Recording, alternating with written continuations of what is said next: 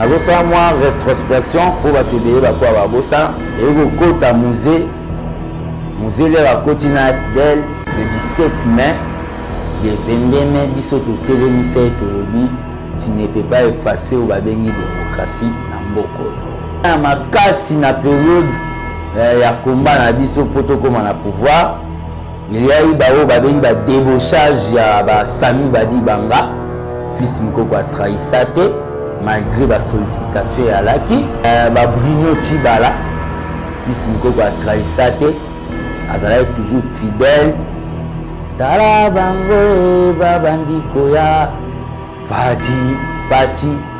Fati président to comme un musicien pour beaucoup de musiciens même si tu peux savoir $1 million balinga ki na bango koyembela biso nzembo ya propagande singo pona alobaka ke mariage ya FCC cash eza ya Angelina Demon fils Mukoko abetama babukanga loboko bakatanga bakovo baimilianga babengana nga na permanence ki nazobanga bakonzi ya parti te mais lelo Kabund alandi schéma nanga yena bato ya FCC ekoma Tom et Jerry eloko biso toko panza ezando babengi mariage ya FCC cash pour même Nzambe na lola lingana yango te bana biso to salaka et je dis et je le répète comment na biso to salaka pour qu'il n'y ait pas une nouvelle classe de riches comment na biso to salaka pour égalité sociale ezala ba congolais nyos répartition des richesses soki eza yango te Tshisekedi alobaka abimelanga na butu abomanga j'ai été accusé de la Mouka aujourd'hui on m'accuse de Canel je ne sais pas demain si on va m'accuser de Jésus-Christ fali akobeta na poto ba menace batu misusu wana eza na makele la wenzi ba combattant ba vrai combattant bosala ete fali abeta poto redémarrer critique na biso fatia simbeli opposant mo mundu kité ba fayulu baza à l'aise basala ba marche de santé na bango bakatumbi basala o babengi ba safari na bango pepele bambemba basala aller retour gemena ake kuna aliemwa libokene na malemba pepele fati atiki mututu pepele.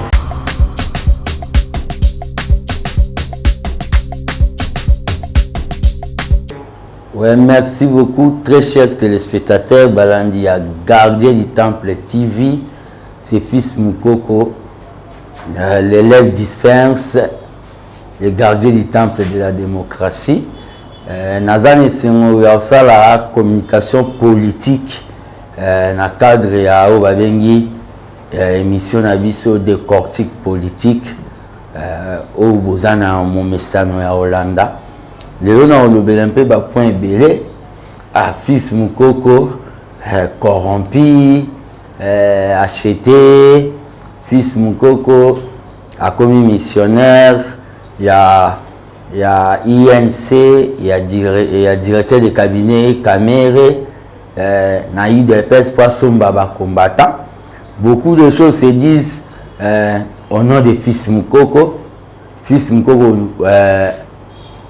a fini famille à président fils Mukoko ainsi de suite ainsi marambe belé bon tous a plaisir vraiment lelo ya aussi la communication yo les communication à quoi expliquer bateau na nous ba comprendre te combat ya fils Mukoko combat nanga ezala pona o dictature esila na banda combat série à Mobutu l'air Mobutu abomaka na 1990 mwana moko jeune garçon moko o babengi Evar na niveau ya commune Matete na de bonhomme 1990 dictature à Mobutu et kota musée le bakoti na FDL le 17 mai le 22 mai biso to telemisa etolobi tu ne peux pas effacer ou babengi démocratie na mboko. C'est là où et ça là que to ken exil na un groupe de jeunes il y a eu des personnes, je peux citer le nom de Raymond Kaoumbemba qui était notre chef à cette époque. Et Mouzé est parti. Quand Kabila, le fils, est venu, de continuer toujours combat natina que démocratie quota. Il y a eu des mouvements à ma casse dans la période il y a combat na biso poto comme na pouvoir. Il y a eu ba débauchage ya ba Sami Badi Banga fils Mukoko a trahisate malgré ba sollicitation ya Laki. Il y a eu ba débauchage où ya ba Bruno Tibala fils Mukoko a trahisate azala toujours fidèle na o ba beni Fati béton Fati volonté et fils Mukoko pour contribuer na lutte ya Fati oh bah tu belé les lots bah ignoré fils Mukoko s'est transformé en musicien tala bango e babandi koya Fati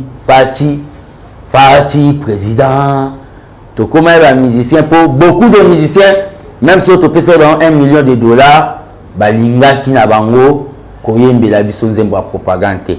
Mais je salue et je remercie Alain Pela. Il y a qui quand même courage et les autres Bogis Bompema, qui courage il y a quoi mais j'étais le premier à Osala Nzembu. Oyo, il y a campagne, il y a président. Puis jour à victoire Nzembu on est bêta ou babenga 24h/24. Fils Mukoko pour amener au babengi valeur ajoutée dans l'IDPS. Fils Mukoko a salara chaîne au babengi Congo Éveil Peuple TV. Puis na lancé une émission au babengi candidat favori. Fils Mukoko nazo sa moi rétrospection pour batubé ba quoi babosa. Fils Mukoko combattant de la rue, avant-gardiste au babike Mutuya Malobate.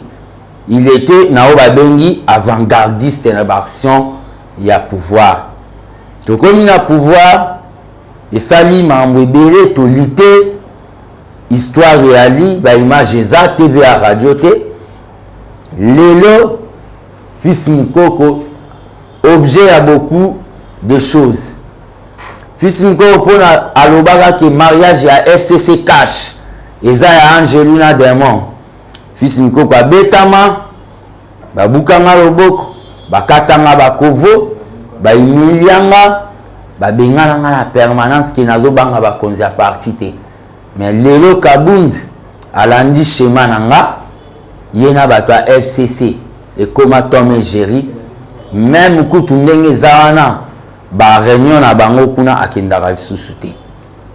C'était fils Mukoko lena lobela makambo ya mutu te ayoka ngai ba tous les présidents parlement debout ba fongola ba on est tibambwa émission tout bande ko sala so ba sa te émission ya fufuna fumbwa na suka ifa ba kisa fils Mukoko botala rande ba finganga mais boya ko mona pe après que ko fingana bango mona ba émission sous ba lobi que fils Mukoko avait raison lelo lisusu e bandi ko fils Mukoko na miswa ko mona musika na lobi que et loko biso toko panza les ando babengi mariage à FCC cash pour même Zambé na lola lingana ngote mais o etali biso na INC alliance ya biso na INC tokokina ko panza ngote pour quelle raison l'IDPS mon parti a une quarantaine de députés c'est-à-dire toza son a 42 députés so to kabwani na INC lelo c'est-à-dire INC ceux qui battent Basangani, on suppose Basangani à FCC, tout vous allez déséquilibrer. Quand je dis ça, le dit que fils Mukoko a corrompu. Président Akena TV5, avant dit à lobby, Makamba 15 millions, tout la justice et ça, Moussana. Ngana lobby là, Makamba 15 millions, Tongo! Naganga Kamere, ils ont ça 15 millions. Mais là, mon cousin Fatia lobby, tout la justice et ça, la Moussa Nango, na sala interview na lobby, je retire mes propos pour la justice. Oh, à retirer mes propos, c'est que caméra lié ici. Ndenge ba Congolais ba me sans koloba. Ok, président le président quel sous et pas ban à London City, na Londres, batouagangi caméra été président lobby, l'herbe abandonnera biso na Genève, l'herbe abandonnera biso na Genève et ça va que président lobby l'herbe abandonnera biso na Genève, mutualandara biso na Nairobi et ça va que caméra nazana nous na confiance na. Le président nommé le magistrat, c'est que makambo 15 millions ba juge nde ba kolandelango. Mais moi j'ai vu des gens bazolo ba makambo 15 millions ba komisi bango ba juge. Ngana lowe non, le président lobby n'a retiré ba propos. Ba tout ba lobby ke ba lesi ngambongo. Na yo comprendre ba tout ba bo sanak. Nazana asbelo bomoni na lati polo. Comme on a armé des bâtisseurs tisékédistes. To initia projet moko to bengaka ya amour. Comme on a une banque du progrès social. Na banque du progrès social wana to pesa ba mama veuve o balobi ba crédit ba te kata fufu, ba te kata makala na compte ya lutte contre la pauvreté.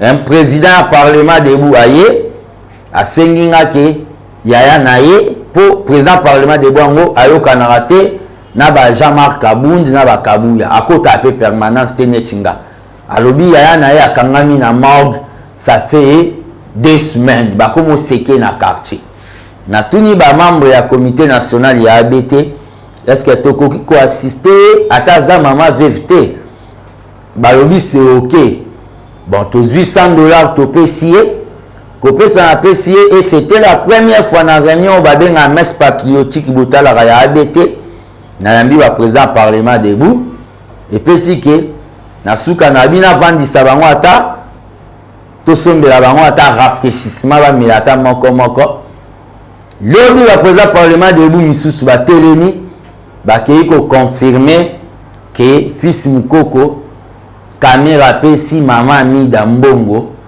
pour asomba ba combattant IDPS nezana Mobutu akoka kosomba batu te Kabila akoka kosomba batu te asombaka atibala me biso to donc na IDPS okoleka na yo eza lokola makasa c'est-à-dire soki makasa ekwei ya sike kobota IDPS ezalaka ya baliaou ya bakibasa ya batiseke ya tienne lelo IDPS ekoma ya bafati ya biso bafisi Mukoko na bakabunda c'est-à-dire nous aussi nous allons passer que na idée na somba batu na IDPS propagande ane bandi beaucoup de gens ba yo kiango bobika ba réseaux sociaux na ba titre nango et puis si que l'air te vanda ina ba président parlement debout parce qu'il y a des choses quand il veut dire à ton frère la vérité ou na MC président parlement debout moko na landa kio ozoloba maman Amida Zandumba mais oyebi ke lelo ba nommé ba juge na ba magistrat soki ba bengo na justice ola kisa place ni nazam maman Amida Zandumba est-ce que okokoka ko pesa ba preuve nous devons arrêter ce genre des histoires pe na pesi moko na ba conseil na ebisi ke maman Marthe ndenga zawana na maman Denise bayo kayozo finga maman Amida Zandumba o mona te ke pesa bien te lobi na ba parlement de Bunya Sophie Mukoko corrompu et pas maman Amida ya onde na ngina beta moi mise au point wana babwa ka libanga na mango à côté là donc corrompu na ina limité j'ai été menacé ainsi de suite donc Eza Makambu, c'est un combat politique. Na comprendre lelo que objectif à batebele Eza que na lâché prise, na décidé kolongwa IDPS pour peut-être monoko nanga la vérité et tchaka bango mal à l'aise. Bato ba que je suis corrompu, je promets dans quelques jours na reçoit l'émission mo le coulisses ya vie ya fils Mukoko. Boya kota la vie ngana menaka. L'un des pionniers à pouvoir pour vous comprendre que Nazan a corrompu. Wana page tournée Les problèmes au Batouamoni qui étaient vraiment mal à l'aise, et ça, il y a d'autres familles du président, Bakoma Kolinga Mingi Kokende côté à Lualaba, côté Koltani Alaka. Quand je dis d'autres familles du président, la famille du président, la famille Tshisekedi, Nakatiguna Batunyon Sobaza Basantouté. Biso ba Congolais nyo sonde toza boyi. Yona ozo landanga toza ba membre de la famille présidentielle. Même na libota batunyon sobaza la honnêteté. Quand je dis ça, les pour prévenir que lobby ba bakuta ba famille présidentielle, famille modèle Etienne Tshisekedi na kati ya biloko ba bengi ya mafia. Batu ba lobby il fallait pas au lobango. Non, oyebi soko lingo longola nzete na liswa mutwa.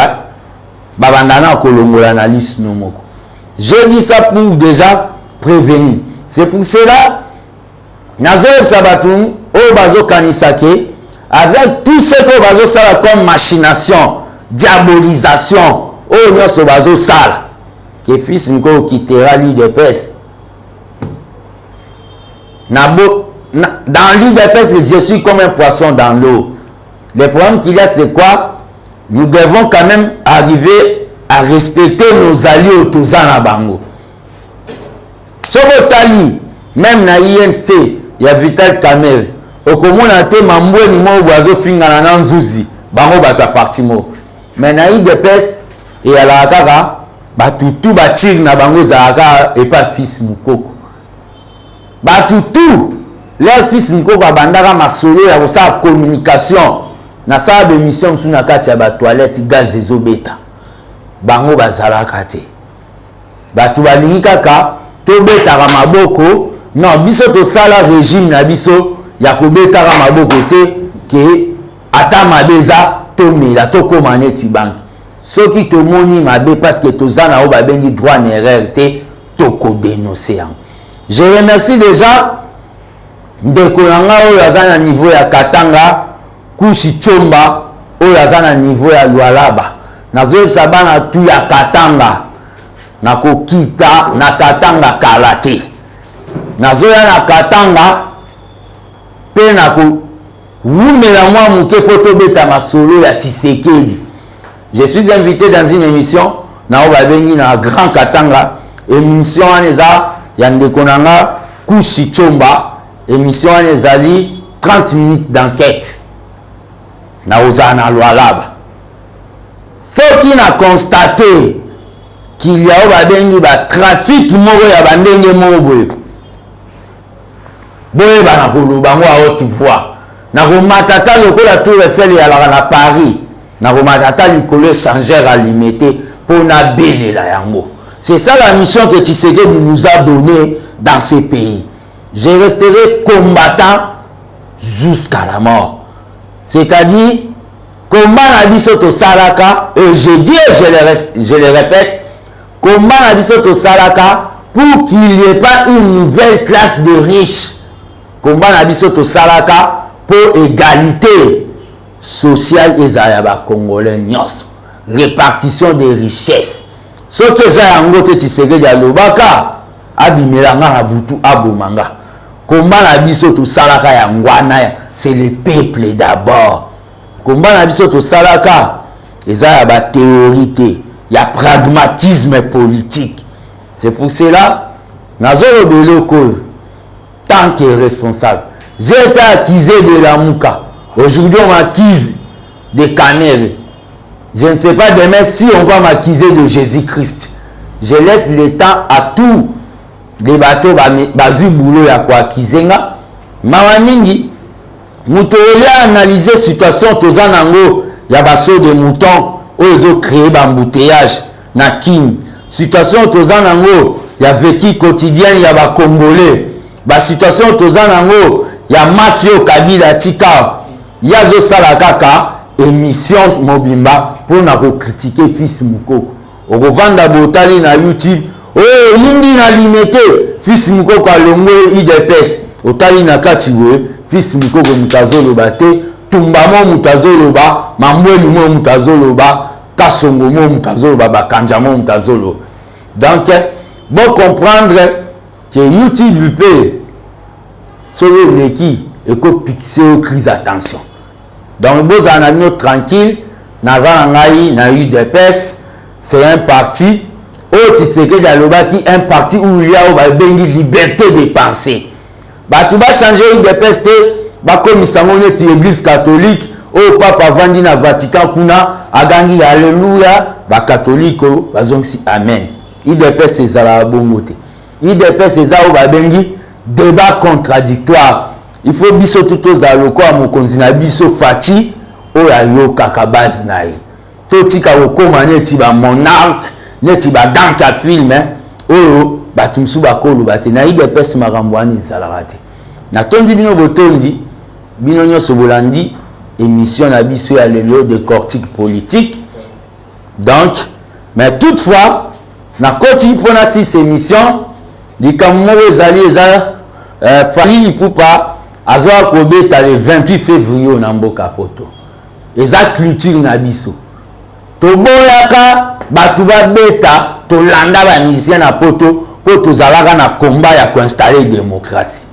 Lelo démocratie ekoti Congolais nyonso akoya atamboli pa bimi mbwa na aéroport azalaka te to Lyon. Tokoboya ba Fally akende kobeta bota likambo ngo toboyaka tozalaka na raison mais créa biso pe choc na o ba bengi culture na biso. Coupé décalé ba ivoirien bazwa o ba bengi le dessus sur biso. Fally akobeta na poto ba menace abatu misusu wana eza na makele la wenzi ba combattant ba vrai combattant bosala ete Fally abeta poto redémarrer critique na biso Fally abeta politique ezo salama na Kinshasa fatia simbeli opposant mo mundu kité ba Fayulu baza à l'aise basala ba marche de santé na bango asala ngani ba marche de santé na ya pepele ba katumbi ba osala o ba bengi ba safari na bango pepele bambemba ba osala aller retour gemena ake kuna aliemwa libokene na malemba pepele Fati atiki mututu pepele makamba politique ezo sama na Congo botika ba musicien na biso ba beta Fally Ipupa kende obeta musique na yo le 28 ba Congolais eza pe occasion ya ko sepela nouveau pouvoir au tozui parce que ça fait longtemps musique na ebeta mati na remercier ba tutu o balandinga ba o balinganga na pesi mbote mingi ba o pe balinganga te mbote kaka mais un jour bo comprendre que j'avais raison na makambo na oloba to mona nimbala sima ingeta le Congo ou la mort.